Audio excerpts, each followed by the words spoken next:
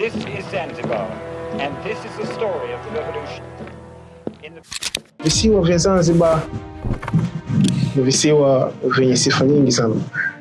Katika miaka ya 1800 Sultani Said Said wa Oman misha makazi yake kutoka Oman kuja katika visiwa vya Zanzibar au kuja Pemba. Visiwa hivi vilikuwa na sifa ya kilimo cha karafuu na pamba, lakini pia biashara ya utumwa. Yani tuseme kwamba Zanzibar ilikuwa ni source of cheap labor. Said Said ndiye alikuwa sultani kwanza kuitawala Zanzibar. Baada ya yeye wakafuata vizazi na vizazi vyake kutawala Zanzibar, wakiwa kama ndio waongozaji dola, mpaka pale ambapo serikali koloni ya Uingereza ilipopata nafasi ya kuja na kuitawala Zanzibar na kupunguza kazi na majukumu ya kiutawala ya sultani. This is Zanzibar, and this is the story of the revolution. In the People's Palace, the Council of the Revolution now rules where Sultan Jamshid and his ancestors used to reign. Above the Battle El Jai, now as before the seat of executive government, flies the revolutionary emblem with the white vertical stripe for harmony of the People's Republic of Zanzibar.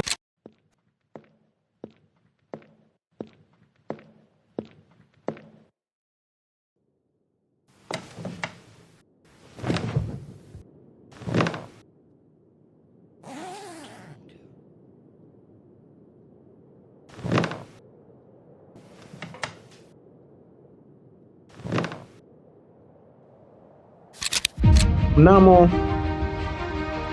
tarehe 10 ya mwezi wa 12 mwaka 1963, serikali ya kikoloni ya Uingereza ilitangaza uhuru rasmi watu wa Zanzibar. Kama kilichopewa mamlaka ya kupewa uhuru wa Zanzibar iko ni chama cha ZNP, yani Zanzibar Nationalist Party, kiongozwa na Sultani Jamshid bin Abdullah, moja na chama cha ZPPP, yani Zanzibar Pemba People's Party, ambavyo vyama vyote viwili vilikuwa vinatawaliwa kwa kiasi kikubwa na Waarabu pamoja na Wahindi.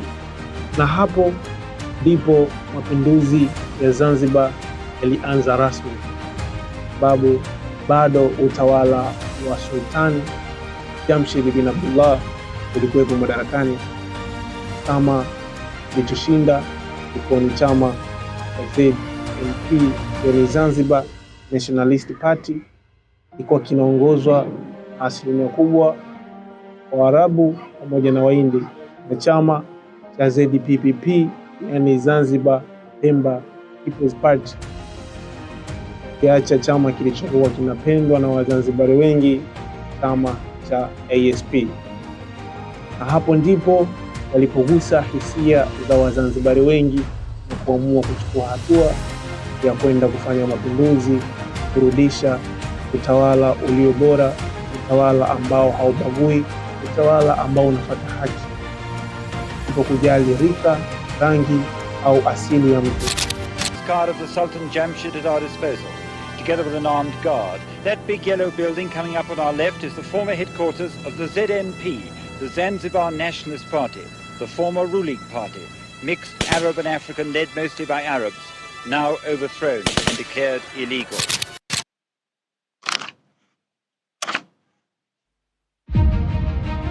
Mnamo tarehe 12 ya mwezi wa kwanza mwaka 1964 ndipo mapinduzi ya Zanzibar yalipofanyika rasmi.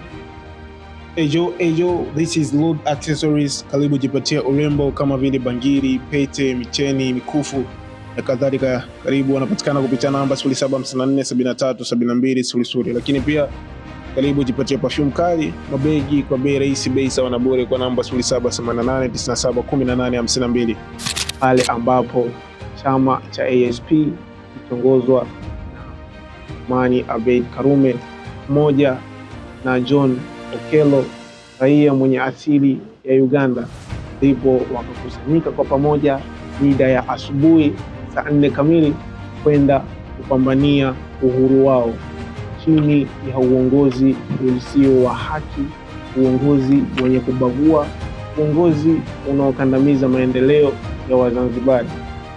Vita haikuwa rahisi, watu walimwaga damu na kupoteza, watu waliumia kwa ajili ya taifa lao la Zanzibar, na ndipo wakafanikiwa kuchukua uhuru wao chini ya utawala wa Sultani Jamshid bin Abdullah. 3 a.m., January the 12th. Okello personally knocked out an African sentry outside the armory at the Ziwani police station with his fist, grabbed the man's rifle in best commando style, then knocked out the next man. Thus, the revolutionaries had guns and ammunition by 3:30 a.m. Virtually the game was over. There was no Zanzibar army and the police was disarmed. Na haikuchukua muda mrefu sana, ilipofika tarehe 26 ya mwezi wa 4 ndipo Zanzibar ikaungana na Jamhuri ya Tanganyika, na ndipo ikaform Jamhuri ya Muungano wa Tanzania rasmi mwaka 1964. Na ndipo ilipofika mwaka 1977 ASP pamoja na TANU chini ya utawala wa rais wa kwanza Julius Kambarage Nyerere uliungana rasmi kutengeneza Chama cha Mapinduzi, sasa kinajulikana kama CCM.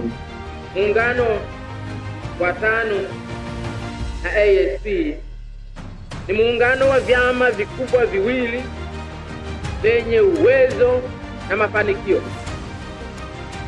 na hiyo ndiyo maana halisi ya mapinduzi ya Zanzibar. Ndio maana kila ifikapo ile 12 ya mwezi wa kwanza na sikukuu ya kitaifa, na ni sikukuu ya mapinduzi ya Zanzibar.